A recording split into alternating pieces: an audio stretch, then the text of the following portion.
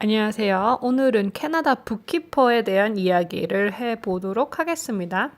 우선 북키퍼는요, 회사의 회계와 격리를 담당해요. 회사를 운영하는 데 필요한 돈 관련 업무죠.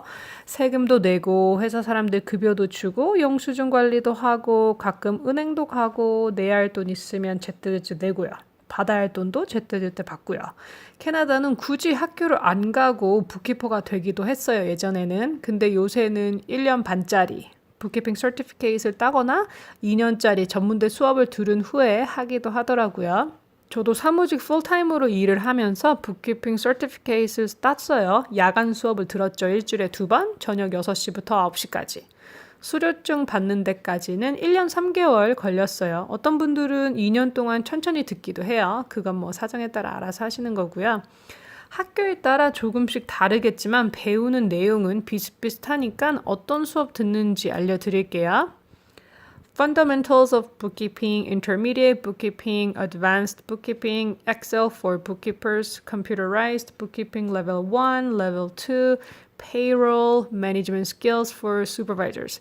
이렇게 총 8개 수업을 들으면 서티피케이트이 나오는 과정이었어요. 수업 한 과목당 약 350불 정도 했고요.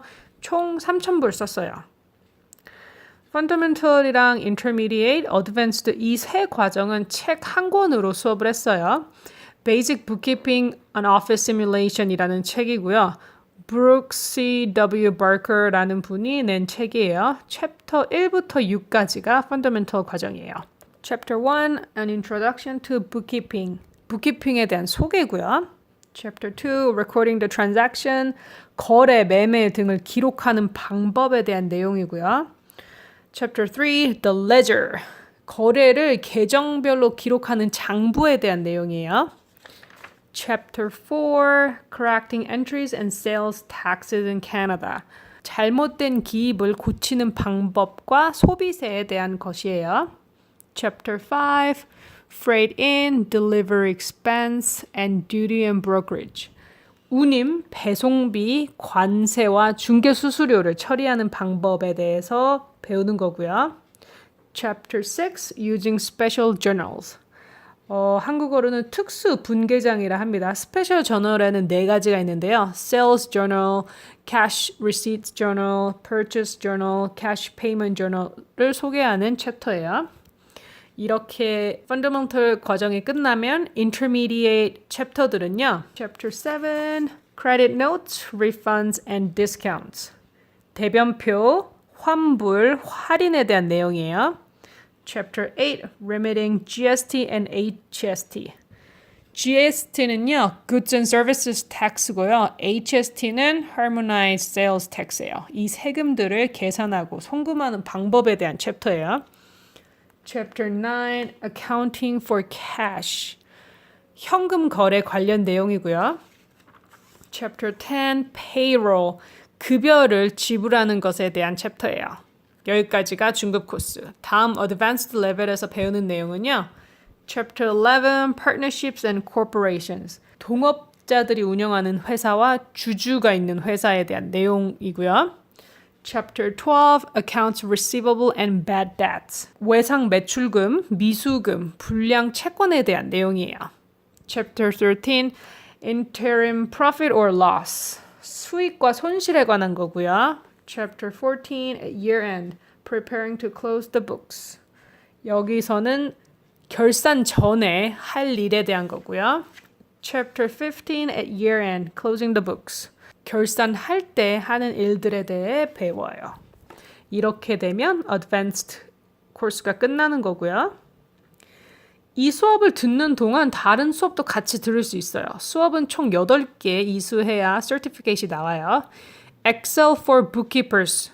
저는 2016년에 수업을 들어서 2013년 버전 엑셀을 사용했어요. 지금은 아마 2016년 버전을 수업으로 진행하고 있을 거예요. 책은 학교 서점에서 샀고요. 280페이지가 넘지만 이걸 다 배우진 않아요. 격리, 회계 일을 하는데 필요한 표, 리포트, 입출금, 내역서 이런 것들을 작성하는 걸 배우는 거예요. 엑셀 중급 이상이시면 별 문제 없으실 거예요. Computerized Bookkeeping Level 1 and Level 2 저희 학교에서는 Sage Simply Accounting으로 배웠어요. 책 엄청 두껍고요. 북키퍼 시절에 이 프로그램을 이용해서 직원들 월급을 줬거든요. 지금 현재 저희 엔지니어링 회사 회계팀도 이 프로그램을 사용하고 있고요. 작은 회사들은 이 프로그램 많이 사용합니다. 잡 공고 보시면 Experience with Sage 50 and Excel on Asset. Sage 프로그램을 쓸 줄 아는 분들을 많이 뽑아요. 그러니까 알면 좋은 프로그램이죠. 페이롤 수업은요. 그냥 책 없이 선생님 파워포인트 자료로 수업이 진행됐어요. 페이롤법은 매년 조금씩 바뀌어요. 그래서 책이 소용이 없어요. 법이 조금씩 매년 바뀌고 하니까 책으로 공부할 수 있는 게 한계가 있죠. 세금, 휴가 계산, 연금 계산하는 법 등을 배워요. 마지막으로 굳이 왜 들었는지 알 수 없는 수업 Management Skills for Supervisors 이것도 인쇄물로 수업이 진행됐고요. 그룹으로 뭘 만들고 의견을 내고 하는 수업이었어요. 산수 수학만 잘한다고 북키퍼를 할 수 있는 건 아니에요. 세금 관련해서도 많이 알아야 하니까요. 많은 어르신들이 알바로도 하시고요. 어린 자녀 있는 엄마들도 알바로 많이 하시는 직업 중에 하나입니다. 회사를 운영하시는 분들도 이런 수업을 들어요. 전반적인 내용을 알면 회사 운영에 도움이 되니까요. 사무직 엔트리 레벨로 들어가면요. 전화도 받고 잡일도 하고 그래요. 여기에서 사무직으로 쭉 일을 하시려면 방향을 정하시는 게 좋아요. HR, 인사과로 갈 건지, Health and Safety, 건강, 안전 관련으로 갈 건지, 아니면 Finance, Bookkeeping, 회계 쪽으로 갈 건지. 제가 예전에 공항에서 일을 했는데요. 그때 회계팀 파워가 엄청 강했어요. 그래서 이 수업을 듣고 싶었었나 봐요. 어차피 저녁에만 하는 수업이라 일에 지장을 주진 않았거든요. 그리고 이 수업을 들으면서 동네 레스토랑 페이롤도 하게 됐어요. 아는 분이 세컨잡으로 하시는데 페이롤을 싫어하셔서 그것만 제가 하게 됐죠. 한 달에 2번 레스토랑에서 일하시는 분들 돈 정산해서 넣어주는 일이었어요.